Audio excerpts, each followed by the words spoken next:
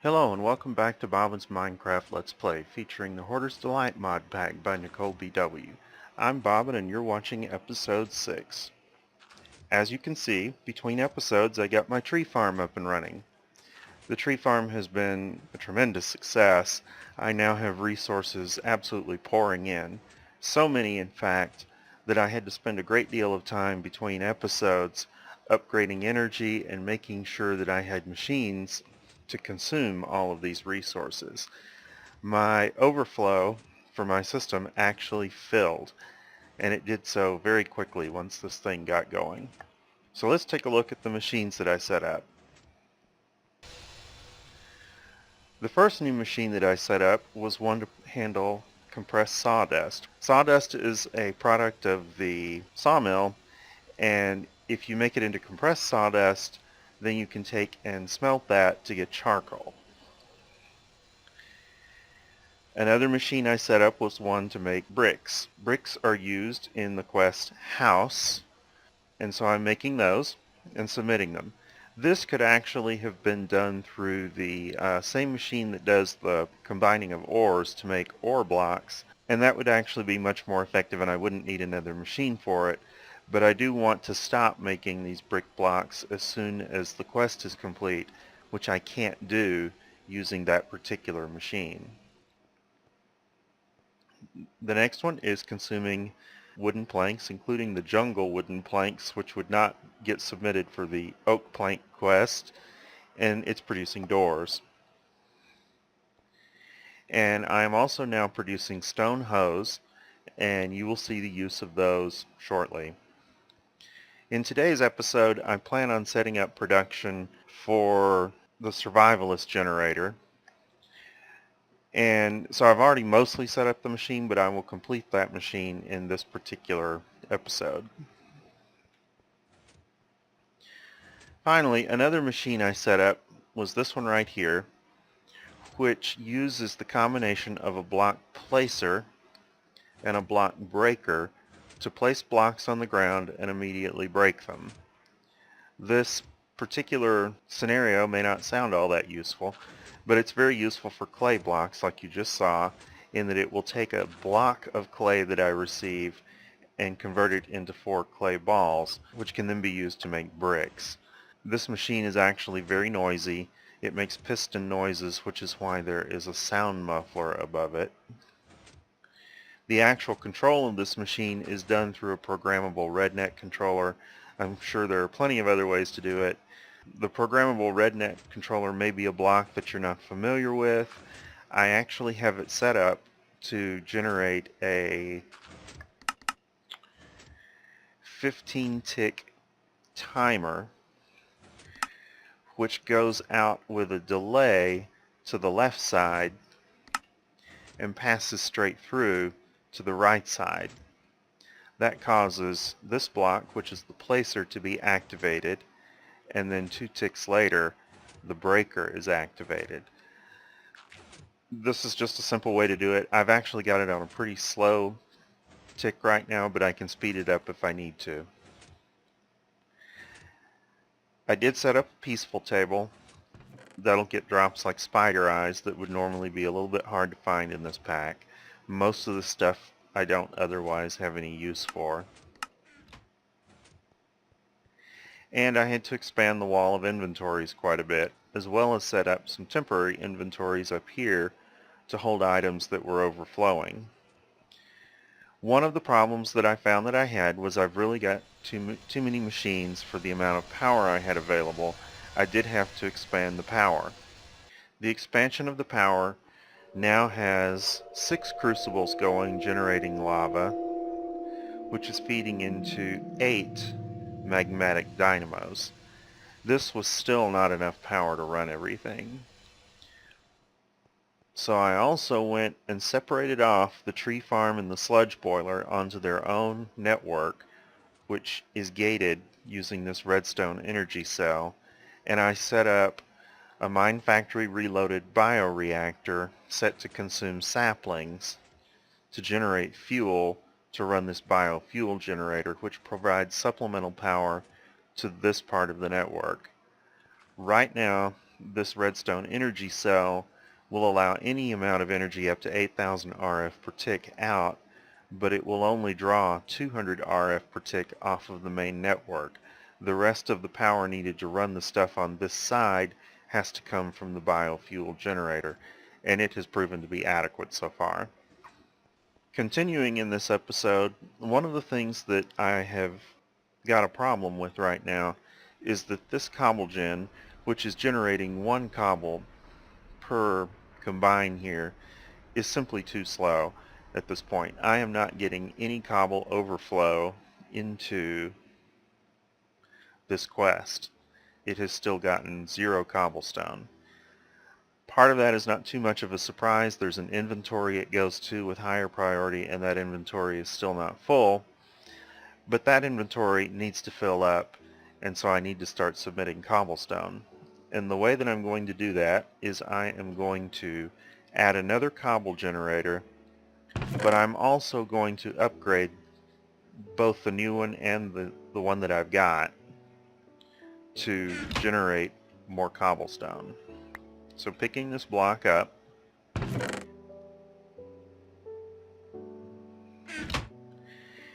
if I take an igneous extruder, put in an electrum gear, and 4 invar ingots in this configuration, I will get a hardened igneous extruder, and I will simply upgrade both of these. Then place them both down, and connect this one up with an item conduit, and configure the sides to output cobblestone. Now, it does not save the lava and the water in the machine, so I will have to go and put lava and water back in these machines, which is a little bit dangerous on a wooden floor.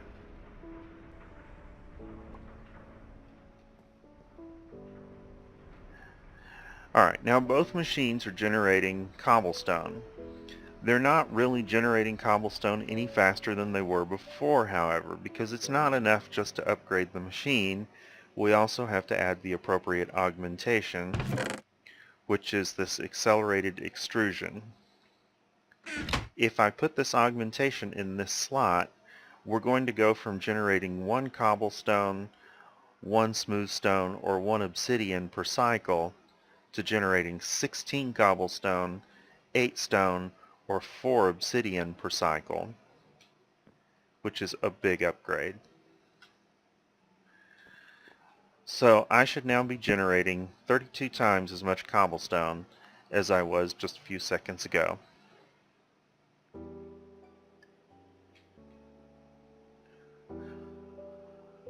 One other thing we need to do before I forget it is turn in quests for today.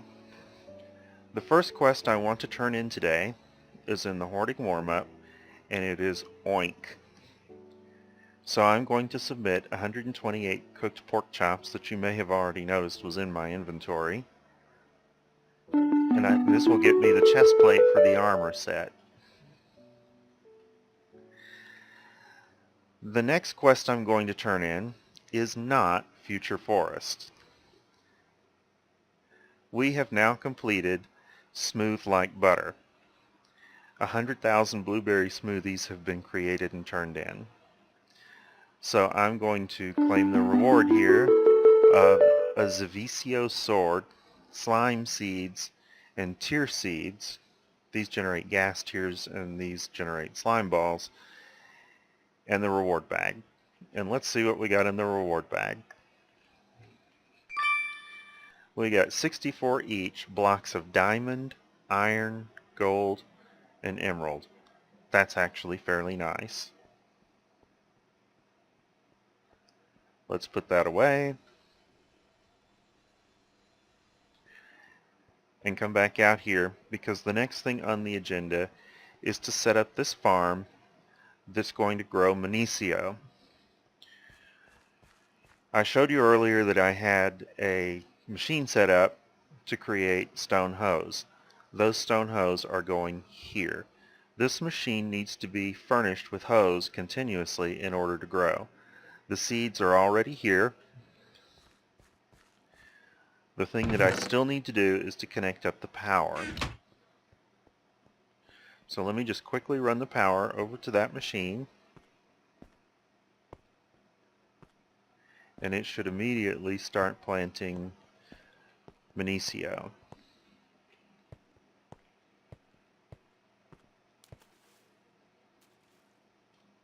Fell in the water.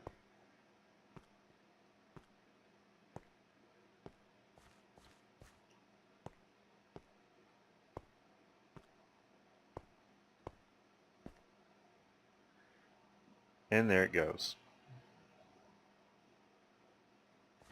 And this machine is not going to plant this full field until I give it a capacitor upgrade. Wonder why it says no power. Maybe it's just because it doesn't have a full charge. As soon as I give it a capacitor upgrade, it will start planting a larger field, and it will plant this whole field in Minicio. I will probably make that capacitor between episodes. The next machine that I want to make is I want to complete this machine over here that is going to be producing survivalist generators. Survivalist generators are in the Hoarding Energy chapter, and they are part of this quest called Generation, which gives as a reward access to the Deep Dark, 4 Ender Quarries, 4 Ender Quarry Silk Touch upgrades, and 20 Ender Markers. This is actually a key quest because with this I'm going to start bringing in a great deal of new resources in terms of metals and ores, but also this will start bringing in a lot of smooth stone with that Silk Touch upgrade, which will make it a lot easier to complete a number of quests. I believe this one benefits from smooth stone, and in here we need smooth stones for stairs and for buttons. There are probably some others. I haven't looked at all of them, but there are probably some other uses for smooth stone. If it turns out that I get more smooth stone than I need, I can simply remove the Silk Touch upgrade. That will cut back on some of the supplies that I will get for other metals, or I can just trash the smooth stone, whatever works best. So to set this up, what I'm going to do is I'm going to make pistons and furnaces. Pistons on this side, furnaces on this side. And I've already got the materials in here so that I can easily configure a piston like so. So this is now got a piston schematic. Over here, this one's a little simpler. I want a furnace, just like that. And then the other thing I need to do to get these started is I need to go ahead and hook them up to the main network. Before I do that, let me put filters in. I'm going to be taking,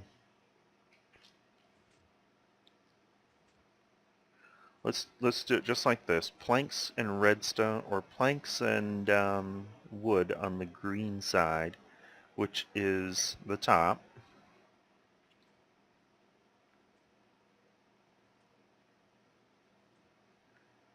Planks and cobblestone.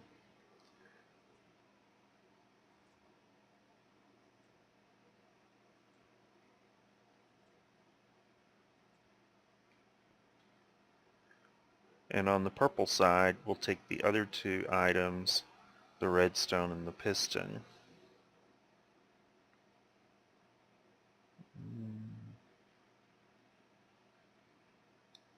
The redstone and the iron. I just can't say anything today, can I? On this side, we're only going to be taking stone, so it's actually configured as blue.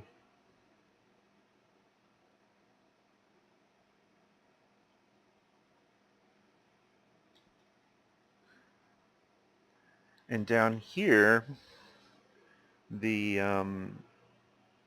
green will be taking the components that come from these two machines, and the purple will need to take cobble, redstone, and iron.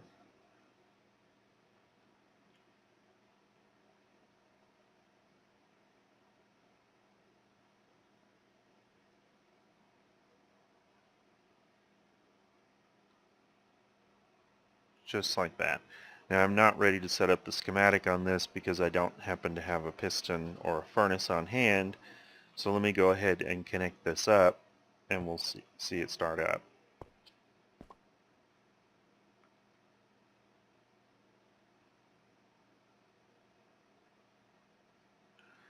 Except that we won't because of something else I did. This one is also set up just like the others in that it's depending on a redstone signal coming from a comparator to activate the machines. So let me select the appropriate quest right here and send it into the machine.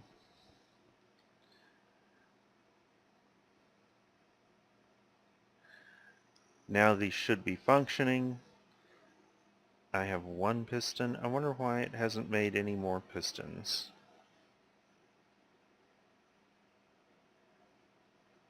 It's not getting materials.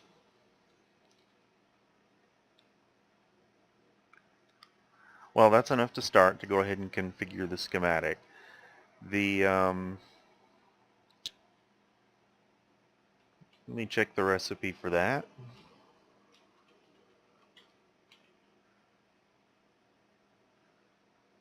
Piston in the center, furnace on the bottom, then redstone, iron, cobble going up the side.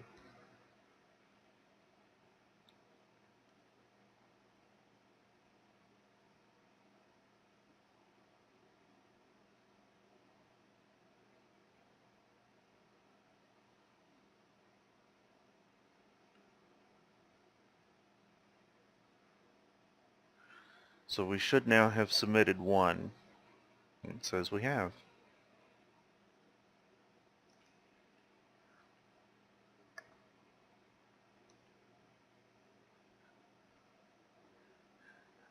I think in order to prevent this from making so many extra furnaces, I'm going to fill in some of these slots.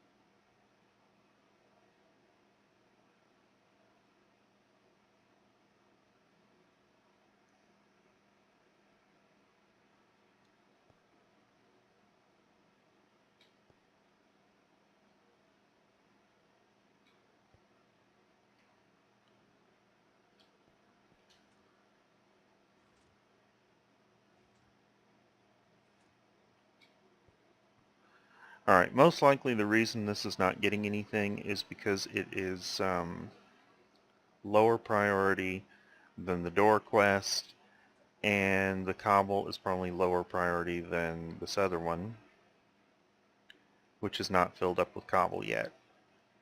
Redstone and iron don't come through the network as often, but it does look like some iron has finally come through. Redstone will be coming through, which brings me to the next item on the agenda here. One of the things that I'm going to have to do between episodes is to start expanding this production. And because I'm power constrained, that means that first I'm going to have to start expanding my power. So between episodes, I'm going to be replacing a lot of these conduits that are red here with these that are green, the Ender Energy Conduit, which involves vibrant alloy. This is a fairly expensive alloy. I do have the materials and the time to make it though, and I will start replacing these energy conduits. When I do that, I will also start significantly upgrading the amount of power that's available. For one thing, when we do complete the survivalist generator quests, and I get the ender quarries. Ender quarries take quite a bit of power to run, so I'm going to have a lot more power going on. This machine that was making blueberry smoothies is obviously done now. So what I'm going to do with this machine is disassemble certain parts of it,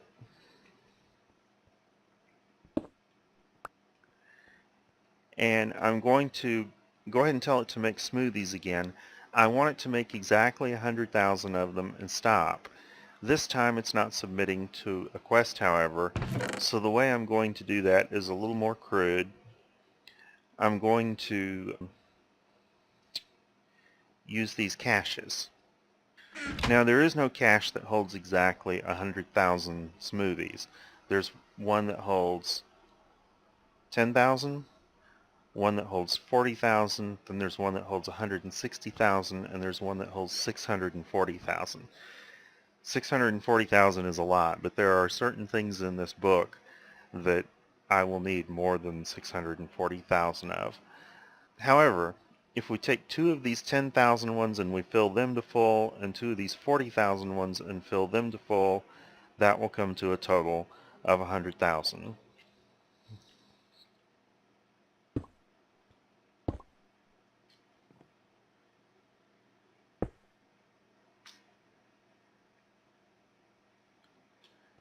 And I don't seem to have a block that I can get up on top of to get that. Let's try it this way.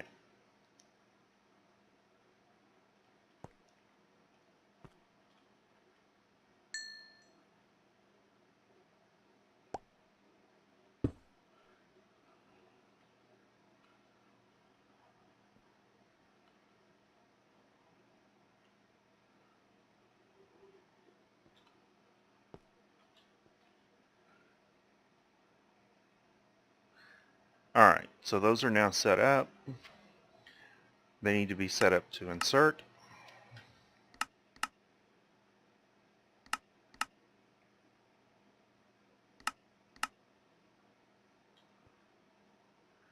And it picked up a whole lot of stuff while I was working on that. Wow.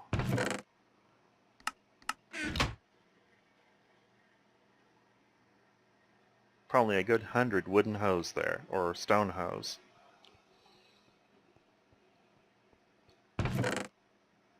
Let me get this cleared out and I will be right back. Alright, now that that mess is cleaned up, I'm back. Let's go and turn this machine back on. All I need to do is tell it so that it doesn't care about a redstone signal, and it will start producing new smoothies and shipping them out. And when we get up to 100,000, the machine will back up. It will actually make an extra stack of them, which is fine, and then it will stop. At that point, I'll take and switch it over to blueberry juice, put up a new set of caches, take these away. I will probably combine all the contents into a single cache that just contains 100,000 of them, and these will get stored until I use them for the delighted meal. It might sort of be a little more interesting to set it up so that the delighted meals were made with these things on demand.